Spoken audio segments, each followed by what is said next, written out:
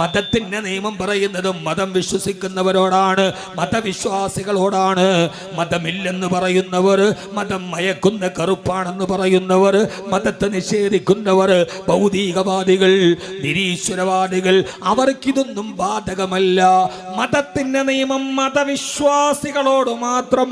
അവർക്ക് പ്രശ്നങ്ങളുണ്ടെങ്കിൽ ഇതിൽ പ്രതികരിക്കപ്പെടട്ടെ.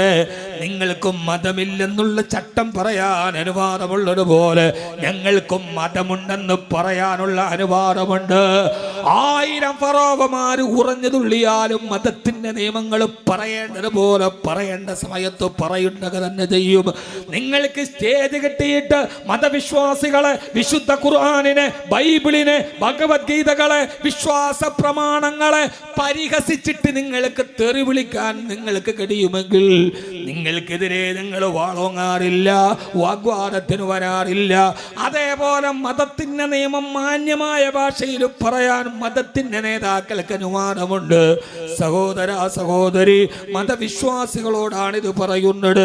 യുക്തിവാദികൾക്ക് എന്ത് മറുപടി, നിരീശ്വരവാദികൾക്ക് എന്ത് മറുപടി, സന്ദേഹവാദികൾക്ക് എന്ത് മറുപടി, ഭൗതികവാദികൾക്ക് എന്ത് മറുപടി?